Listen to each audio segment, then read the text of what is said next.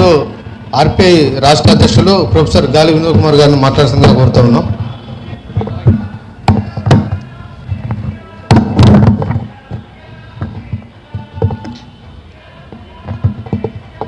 సభకు జై భీమ్.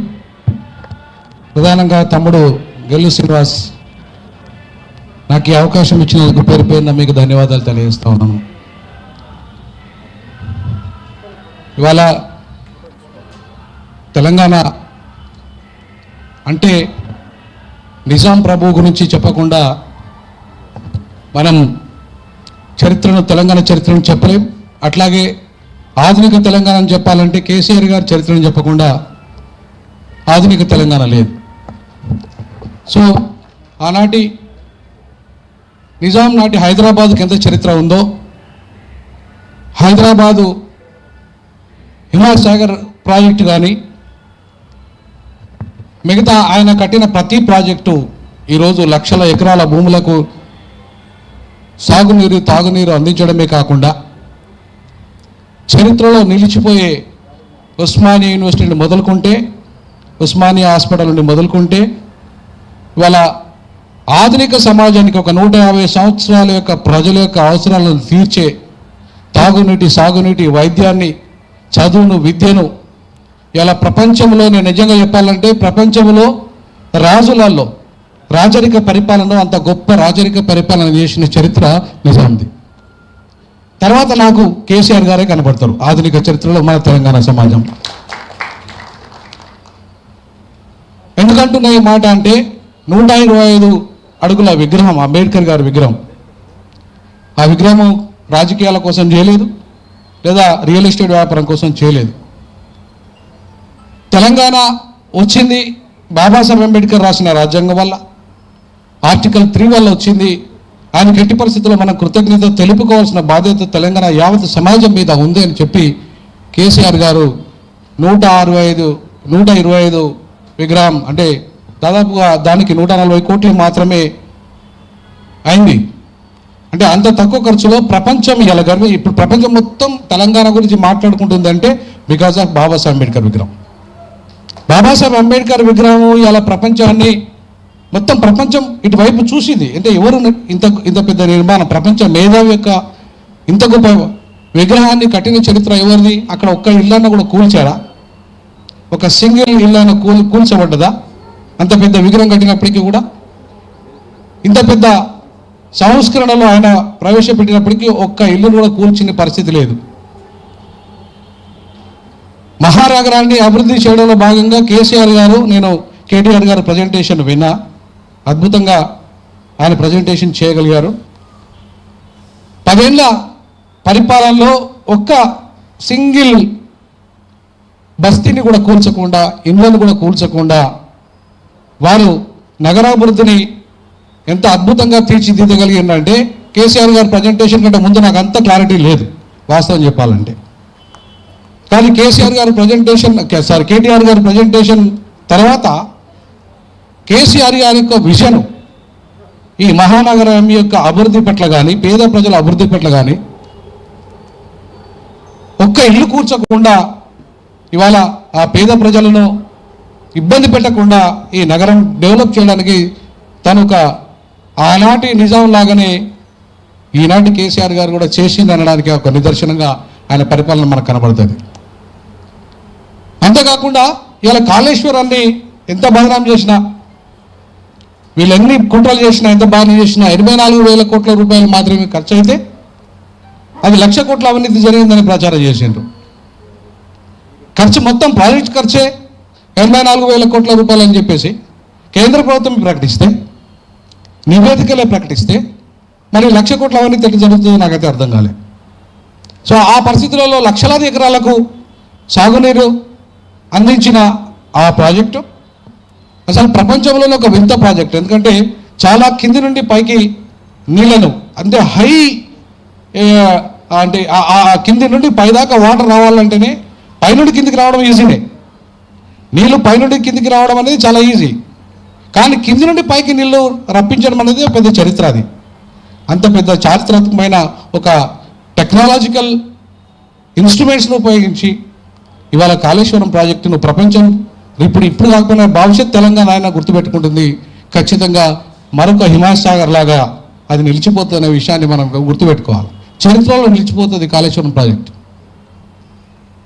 సో అట్లాంటి కేసీఆర్ గారు నాకైతే ఆధునిక నిజాం అయితే ఆయనలో కనిపించాడు. ఎందుకంటే వారు కట్టిన సెక్రటరియట్ కావచ్చు, సో వారు కట్టిన ఏ కట్టడం కూడా చరిత్రలో నిలిచిపోయే విధంగానే ఉంది తప్ప అది చరిత్రహీనునిగా తయారు చేయలేదు.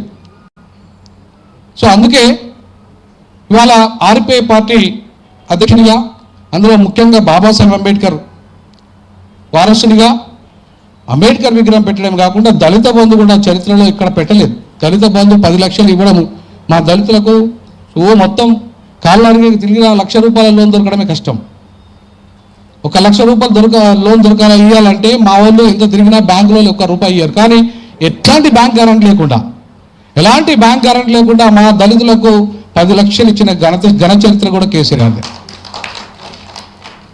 ఇవాళ చాలామంది, నేను చాలా గ్రామాలు కూడా చాలా ప్రాంతాలలో కూడా వెళ్ళడం జరిగింది. చాలా చిన్న పరిశ్రమలు పెట్టుకున్న వాళ్ళు, 10 లక్షల మధ్యతరగతి పరిశ్రమలు పెట్టుకున్న వాళ్ళు చాలామంది దళితులు బాగుపడ్డారు. వెహికల్స్ నడుపుకుంటున్న వాళ్ళు తన కుటుంబాలను పెంచి పోషించుకుంటున్నారు. ఇవాళ లక్షలాది కుటుంబాలు, ఇలా దళిత బంధువుల వేలాది కుటుంబాలు కూడా ఉపాధిని పొందుతున్నాయి. సో ఆ క్రమంలో ఇవాళ మూసి పరివాహక ప్రాంతంలో ఉన్న నా పేద ప్రజలు కూడా ఇవాళ లక్షల మంది, దాదాపుగా 1,00,000 మంది వరకు, నీ 1,00,000 కోట్లకు నువ్వు 1,00,000 కోట్లు సంపాదించాలనుకుంటే మా లక్షల ఇల్లు కూడా కూల్చాలనుకునే ప్రయత్నం చేస్తున్నావు. మరి కేసీఆర్ గారు ఒక్క ఇల్లు కూల్చకుండా ఇవాళ 70,000 డబుల్ బెడ్రూమ్ ఇల్లు, అలాగే ఇంకా నెక్స్ట్ వచ్చే గవర్నమెంట్ వస్తే కూడా ఆయన ఇవ్వాలని అనుకున్నారు. డబుల్ బెడ్రూమ్ ఇప్పటివరకు చరిత్రలో ఎప్పుడు లేదు. దళితులకు, పేద ప్రజలకు డబుల్ బెడ్రూమ్ అనేది కళ, కానీ ఆ కళను నెరవేర్చిన చరిత్ర కూడా కేసీఆర్ గారిది. సో ఇట్లా పేద ప్రజల ఓరియంటెడ్గా చాలా వరకు అద్భుతమైన పథకాలు తీసుకొచ్చి ఇవాళ తెలంగాణ అస్తిత్వాన్ని, మరీ ముఖ్యంగా తెలంగాణ అస్తిత్వాన్ని, ఇలా తెలంగాణ అస్తిత్వాన్ని నిలబెట్టిన చరిత్ర ఎవరిదన్నా ఉందంటే కేసీఆర్ గారిదే. నిజంగా ఇప్పుడు జగన్ అంతకుముందు రాజశేఖర రెడ్డి ప్రభుత్వం కానీ, అంతకుముందు ఆయన చంద్రబాబు ప్రభుత్వం కానీ, లేదా ఎన్టీఆర్ ప్రభుత్వం కానీ తెలంగాణను ఎడారిగా చేసి ఇవాళ మొత్తం హైదరాబాద్ చుట్టూ మొత్తం రియల్ ఎస్టేట్ వ్యాపారం చేసి లక్షల కోట్లు సంపాదించిన చరిత్ర ఆంధ్ర పెట్టుబడిదారులది. దానికి వత్తాసు పలికింది రాజశేఖర రెడ్డి, దానికి వత్తాసు పలికింది చంద్రబాబు నాయుడు, దానికి వత్తాసు పలికింది ఎన్టీ రామారావు.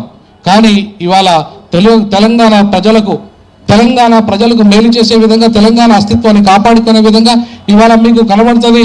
ఇవాళ అమరవీరుల స్తూపం కావచ్చు, అలా అంబేద్కర్ విగ్రహం కావచ్చు, సెక్రటరియట్ కావచ్చు, తెలంగాణ అస్తిత్వాన్ని కాపాడిన చరిత్ర కేసీఆర్ గారిది. కాబట్టి ఆ తెలంగాణ అస్తిత్వాన్ని కాపాడిన చరిత్ర, నిర్మాణం చేసిన చరిత్ర కేసీఆర్ గారు చేశారు. కాబట్టి కేసీఆర్ గారికి ఆర్పీఐ పార్టీ సంపూర్ణంగా మద్దతు ప్రకటిస్తుంది.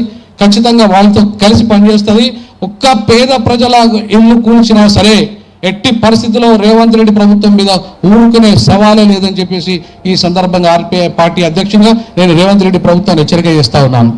ఇంకా మరొక ముఖ్యమైన విషయం ఏంటంటే, రేవంత్ రెడ్డి గారు ఈ మూసీ ప్రక్షాళన కానీ, త్రిబులార్ కానీ, లేదంటే ఆ ఫ్యూచర్ సిటీ కానీ ఆయన మేనిఫెస్టోలో పెట్టాడా? ఎక్కడన్నా మేనిఫెస్టోలో ఉందా ఇవి? మరి మేనిఫెస్టోలో పెడితే మనం ఓట్లు ఇష్టమా? ఇష్టంలో కాదు కదా. 6 గ్యారెంటీలు పెట్టి ఒక గ్యారెంటీ అమలు చేయకుండా మొత్తం మోసం చేసి, దుర్మార్గం చేసి, అన్యాయం చేసి ఇవాళ తెలంగాణ ప్రజలను ఫూల్స్గా చేసి వాళ్ళ ఓట్లను దోచుకున్న చరిత్ర ఇవాళ రేవంత్ రెడ్డిది. ఆ రేవంత్ రెడ్డి నువ్వు మేనిఫెస్టోలో పెట్టిందన్నావు, ఒక్కదాన్ని అమలు చేయవు. 6 గ్యారెంటీలు కావచ్చు, 420 హామీలు కావచ్చు, కానీ ఇవాళ మేనిఫెస్టోలో లేని అంశాల పట్ల మాత్రం నేను బల్ల కొద్దీ అమలు చేస్తా అంటున్నావు. ఫ్యూచర్ సిటీని డెవలప్ చేస్తా అంటున్నావు, త్రిబులాన్ని డెవలప్ కడతా అంటున్నావు, అలాగే ఇవాళ మూసీ ప్రక్షాళన తప్పకుండా చేస్తా అంటున్నావు. నేను కూడా థేమ్స్ నది వెళ్ళాను. లండన్లో ఒక 21 రోజులు ప్రపంచ దళిత సదస్సులో పాల్గొన్నాను. మేధావుల సదస్సులో ఉన్నాను. అక్కడంతా London school of economics, university of లండన్లో లెక్చర్స్ ఇచ్చాను. అయితే అక్కడ థేమ్స్ నగరం చుట్టూ ఉన్న గెట్టోస్లో ఒక్క గెట్టో కూడా, అంటే ఇండ్లు మన మురికివాడల టైపు ఉన్న ఇండ్లలో ఒక్కరికి కూడా నష్టం జరగకుండా అద్భుతమైన నగరాలలో వాళ్ళకు అద్భుతమైన బిల్డింగ్లు కట్టించి వాళ్ళకు అవకాశాలు ఇల్లు కట్టించిన చరిత్ర అక్కడ ఉంది ఆ ప్రభుత్వాన్ని. అట్లాగే అక్కడ పెట్టిన బడ్జెట్ ఎంత, ఇక్కడ పెడుతున్న బడ్జెట్ ఎంత? థేమ్స్ నగరంలో ఇప్పటి వరకు 77,000 కోట్లు ఎందుకుంటా అన్న అన్ని లెక్కలు చెప్తాడు మీకు ప్రవీణ్ అన్న, మంచిగా రాసుకొచ్చాడు అన్ని. అయితే అద్భుతంగా ప్రజెంట్ చేయగలడు అన్న కేటీఆర్ లాగానే. మరి ఇక్కడ ఈయన 70 దాదాపు థేమ్స్ నగరం డెవలప్ అయ్యి ఎంతకాలం అయింది, నది డెవలప్ అయ్యి ఎంతకాలం అయింది? 77,000 కోట్లు మాత్రమే ఖర్చు అయితే ఇప్పుడు నువ్వు 1,00,000 కోట్లు ఇప్పటికే 1,00,000 కోట్లు అంటావు. ఇప్పుడు ఆల్రెడీ అంబేద్కర్ గారి విగ్రహం అది ఓపెన్ చేయడానికి నీకు చేత కాదు, దాన్ని మెయింటైన్ చేయడానికి రూపాయి చేత కాదు, మొత్తం మూసి కేసీఆర్ గారు అంబేద్కర్ గారి విగ్రహం పెట్టిన మొత్తం దాన్ని క్లోజ్ చేసి పెట్టేసినావు. ప్రపంచ మేధావి యొక్క చరిత్ర తెలియకుండా, లేదంటే ఎవరు రాకుండా, మేము అలాంటి వాళ్ళు పోయి బాబాసాహెబ్ అంబేద్కర్కు నివాళి అర్పించకుండా నువ్వు తాళాలేసి పెట్టావే, 1 రూపాయి ఖర్చు పెడతలేవే, అక్కడ నీకు మెయింటైన్ చేసే చేతగా అయితే లేదే. మళ్ళీ బాబు ఘాట్ అయితే 150 అడుగుల విగ్రహం పెడతాడట. 300 కోట్లు 400 కోట్లు పెట్టి 500 కోట్ల 2,000 కోట్లు 5,000 కోట్లు పెట్టి మరి అంత విగ్రహం కట్టాల్సిన అవసరం ఉందా? అక్కడ బాబు ఘాట్ ఆల్రెడీ ఉంది కదా, అక్కడ కట్టుకోరాదు. మళ్ళీ అక్కడ సపరేట్గా ఎందుకు కడతావు అంటే అర్థమైంది, నీ రియల్ ఎస్టేట్ బిజినెస్ కోసం, నీ వెంచర్ల కోసము, వేలాది ఎకరాలు కబ్జా చేయడం కోసం, లక్షల కోట్లు సంపాదించుకొని రెండోసారి నువ్వే ముఖ్యమంత్రి కావడం కోసం. దాంట్లో సీనియర్ కాంగ్రెస్లో అందరినీ తొక్కేసినావు. ఏవే సీనియర్ కాంగ్రెస్ నువ్వు అక్కడికి వెళ్ళి ఇక్కడికి వెళ్ళి ఆ పార్టీ ఈ పార్టీలోకి తిరిగి మళ్ళీ నువ్వే ముఖ్యమంత్రి కావాలంటే కానీ కాంగ్రెస్ సీనియర్లు కావద్దట, ఓ బీసీ కావద్దట, ఓ ఎస్టీ కావద్దట, ఎస్సీ కావద్దా, ఎవరు కావద్దట. కానీ తానే మళ్ళీ రెండోసారి ముఖ్యమంత్రి కావడానికి 1,00,000 ఇండ్లు అయినా కూల్చేస్తా, 1,00,000 కోట్లైనా సంపాదిస్తే మళ్ళీ రెండోసారి నేను అధికారంలోకి వస్తే అది నా లక్ష్యంగా పెట్టుకోడు రేవంత్ రెడ్డి. మరి అట్లాంటి మరి ప్రభుత్వాన్ని రానిద్దామా? అట్లాంటి మనం ఇంకా భరిద్దామా? ఖచ్చితంగా రేవంత్ రెడ్డి ఇవాళ ఈ యొక్క ఏదైతే దోపిడీ పాలన ఉందో, ఏదైతే నియంతృత్వ పాలన ఉందో 2.5 సంవత్సరాలనే ఇవాళ ఆయన 10 ఏళ్ల కంటే ఎక్కువ దుర్మార్గాలు చేశాడు. సో కాబట్టి అన్యాయం చేస్తున్న చరిత్ర కానీ, ఇవాళ అవినీతి చేస్తున్న చరిత్ర కానీ, తన కుటుంబ పాలన కానీ, తన కుటుంబం చేస్తున్న దోపిడీ కానీ ఇవాళ ఖచ్చితంగా నిలదీస్తాం. ఆర్పే పార్టీగా పేదల పక్షాన్ని కొట్లాడుతాం. ఖచ్చితంగా టీఆర్ఎస్తో కలిసి పనిచేస్తాం. భవిష్యత్తులో టీఆర్ఎస్ తీసుకునే ప్రతి ఉద్యమానికి, ముఖ్యంగా పేద ప్రజల ఉద్యమానికి మూసీ నది శుద్ధీకరణ చేయండి, మాకు అభ్యంతరం లేదు. మూసీని శుద్ధీకరణ చేస్తే ఎవరు వ్యతిరేకించరు. నేను సింగపూర్ వెళ్ళాను, అక్కడ చూశాను. నేను అమెరికా వెళ్ళాను, అక్కడ చూశాను. అక్కడ సుందరీకరణలు కానీ, అక్కడ డెవలప్మెంట్ కానీ, అక్కడ కూడా పరిశీలన చేసిన వ్యక్తిని, అక్కడ విశ్వవిద్యాలయంలో లెక్చర్స్ ఇచ్చిన వ్యక్తిని. కానీ నీళ్ళకి ఇవాళ పోయి నువ్వు ప్రభుత్వ ప్రజల సొమ్ము తీసుకొని పోయి అక్కడ ఏం కోర్సు చేసిండు మా అన్న చేసిన కోర్సు, అడ్వాన్స్ లీడర్షిప్ కోర్సు చేసి ఇచ్చిండు ఆయన. పాపం అట్లంతా ఇంగ్లీష్ మాట్లాడుకుంటా ₹1,00,00,000. ఇవాళ నాకు అట్లాంటి అవకాశం నేను పోయినప్పుడు అమెరికా పోయినప్పుడు వచ్చింది, కానీ పైసలు లేక నేను చేయలేకపోయినా. ఆ కోర్సు మా ఉస్మాన్ యూనివర్సిటీ నాకు ట్రావెల్ ఖర్చులు కూడా ఇవ్వలేదు. అది నా బాబాసాహెబ్ అంబేద్కర్ యొక్క ప్రేమతోనే అక్కడ పోయి నేను లెక్చర్స్ ఇవ్వడం జరిగింది. అయితే విషయం ఏంటంటే ఇవాళ ప్రభుత్వ సొమ్ముతో ₹1,00,00,000 పెట్టి నువ్వు పోయి చదువు పేరు పోదు అంటే కేటీఆర్ గారు అక్కడ అమెరికాలో చదివిండు కాబట్టి, ఆయన ఇంగ్లీష్ అద్భుతంగా మాట్లాడగలడు కాబట్టి నేను కూడా అమెరికాలో కోర్సు వచ్చిందని చెప్పేసి ఆ ₹1,00,00,000 ఖర్చు పెట్టి ప్రజాధనాన్ని దుర్వినియోగం చేసిన చరిత్ర ఇది. ఇవాళ ఇట్లా దుర్మార్గమైన పరిపాలన చేస్తున్న రేవంత్ రెడ్డిని ఎట్టి పరిస్థితిలో మనం సహించేది లేదు.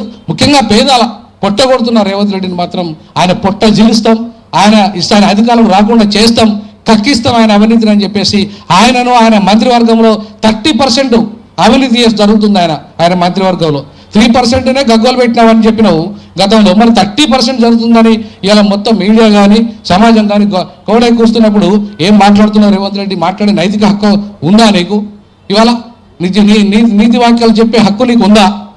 కాబట్టి రేవంత్ రెడ్డి గారిని ఎట్టి పరిస్థితిలో మనము రానున్న రోజుల్లో నిజంగా చరిత్రలో నిలిచిపోయే పరిపాలన ఇవాళ ఆనాటి నిజాం అయితే నేటి కేసీఆర్ గారిది, మళ్ళీ కేసీఆర్ గారికి అండగా నిలబడి ఆయన ప్రభుత్వాన్ని తీసుకొచ్చి పేద ప్రజల పక్షాన నిలబడి వాళ్ళకు అండగా ఉందామని చెప్పేసి నేను హామీ ఇస్తూ తప్పకుండా అవకాశం ఇచ్చిన తమ్ముడికి మరియు మీ అందరికీ కూడా పేరు పేరున ధన్యవాదాలు తెలియజేస్తాను. ఇక్కడికి వచ్చిన పర్యావరణవేత్తలు కానీ అలాగే వివిధ నిపుణులు కానీ వాళ్ళు ఇచ్చిన సలహాల మేరకు భవిష్యత్తులో అందరినీ కలుపుకొని మనం ఉద్యమం చేస్తాము.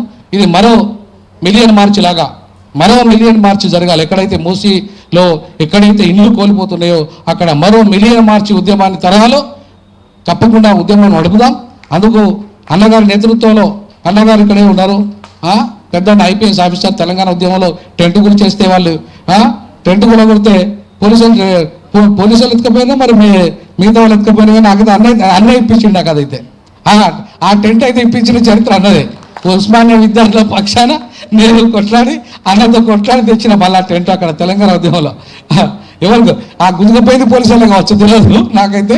అయితే ఇప్పించింది మాత్రం అన్ననే, ఇప్పించింది మాత్రం నాకైతే అన్ననే. ఖచ్చితంగా తెలంగాణ విద్యార్థుల పక్షాన ఆనాడు ఒక్క దెబ్బ కూడా మన పిల్లలు తాగకుండా మన మన మన మన తమ్ముడు బిడమర్తి రవిని కూడా విడిపించడంలో అన్నే డబ్బులు ఇచ్చిండు. ఆ రోజు అన్న డబ్బులు ఇచ్చాడు, 12,000 రూపాయలు ఇచ్చాడు. పోయి పట్టుక నన్ను బెయిల్ కోసము అన్న డబ్బులు ఇచ్చి నేను పోయి ఇద్దరం కలిసి నేను షూరిటీ పెట్టిన అన్న డబ్బులు ఇచ్చిండు. పోలీస్ డ్యూటీలో లేడు కాబట్టి చెప్తున్న విషయాలు. అన్న ఆ రోజు తెలంగాణ ఉద్యమాన్ని కాపాడండి, విద్యార్థి ఉద్యమాన్ని కాపాడిన చరిత్ర ఇలా ప్రవీణ్ అన్నది. ప్రవీణ్ అన్న ఇవాళ ఒక రైట్ పార్టీలోనే ఉన్నట్టుగా నేనైతే భావిస్తున్నా. తప్పకుండా రానున్న రోజుల్లో ప్రవీణ్ అన్న ఇవాళ సహకారంతో మనం ఇవాళ తెలంగాణలో మన రాజ్యం తెచ్చుకుందాం, పేదల రాజ్యం తెచ్చుకుందాం, బహుజన రాజ్యానికి ఖచ్చితంగా ఇవాళ మా పార్టీ కట్టుబడి ఉంటుందని తెలియజేస్తూ ఈ అవకాశం ఇచ్చిన మీకు పేరు పేరున ధన్యవాదాలు తెలియజేస్తున్నాను. జై భీమ్, జై భీమ్, జై భీమ్, జై తెలంగాణ.